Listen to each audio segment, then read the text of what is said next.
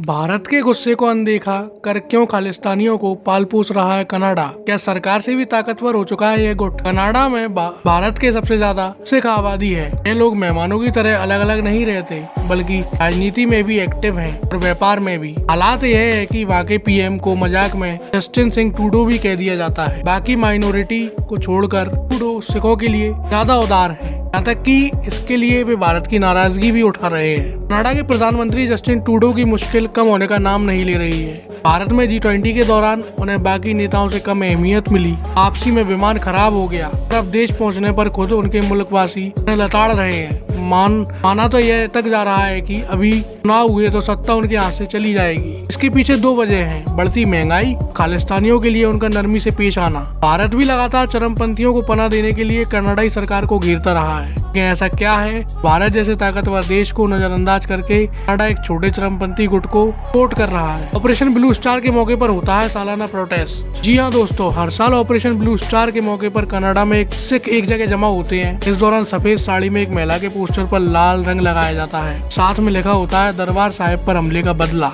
यह पोस्टर कथित तौर पर भूतपूर्व पीएम इंदिरा गांधी का है, जिन्होंने मिलिट्री ऑपरेशन का आदेश दिया था ताकि खालिस्तानी लीडर भिंडरावाले को खत्म कर दिया जा सके। यह अपनी तरह की अलग नफरत है जो शायद कोई भी देश बर्दाश्त न करे। इन कनाडा में हर साल यह आयोजन होता है, सरकार की नाक के नीचे होता है। सरकार से भी ज्यादा ताकतवर हो चुके हैं कनाडाई सिख। फिलहाल जो हालात हैं वो कुछ ऐसे हैं कि सरकार और सिख संगठनों दोनों को ही एक दूसरे की जरूरत है। साल 2019 में चुनाव के दौरान लिबरल पार्टी मेजोरिटी से 13 सीट पीछे थी। जस्टिन ट्रूडो की पार्टी थी। तब सरकार को न्यू डेमोक्रेटिक पार्टी ने सपोर्ट किया।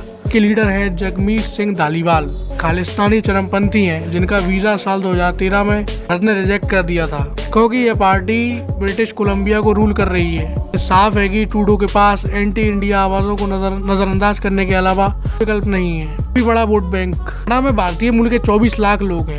इनमें से करीब 7 लाख सिख ही हैं। इनकी ज्यादा जनसंख्या greater Toronto, Vancouver, Edmonton, British Columbia और कैलगरी में है। चुनाव के दौरान ये हमेशा बड़ा वोट बैंक की तरह देखे जाते हैं। यहाँ तक कि वहाँ के मैनिफेस्टो में कम्युनिटी की दिक्कतों पर जमकर बात होती है। क्या कभी कनाडा ने सिखों का विरोध भी किया है? हाँ, शुरुआत में जब खालिस्तान का एजेंडा भी नहीं था तब यह समुदाय वहाँ काफी भेदभाव झेलता रहा।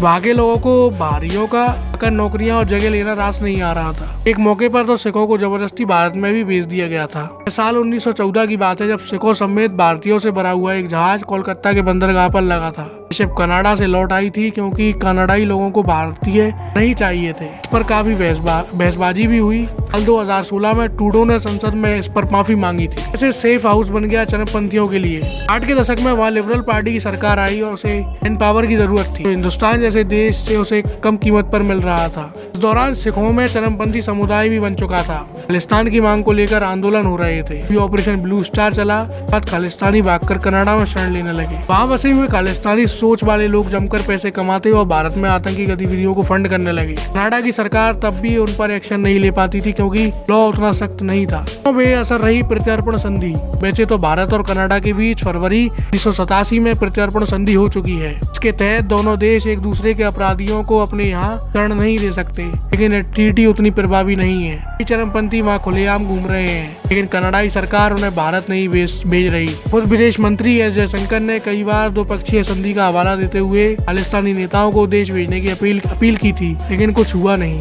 इसी तरह की न्यूज अपडेट्स के लिए बने रहिए हमारे चैनल JNS न्यूज टाइम्स पर। और अगर आप चैनल पर पहली बार आए तो चैनल को लाइक, शेयर एंड सब्सक्राइब करना ना भूलें।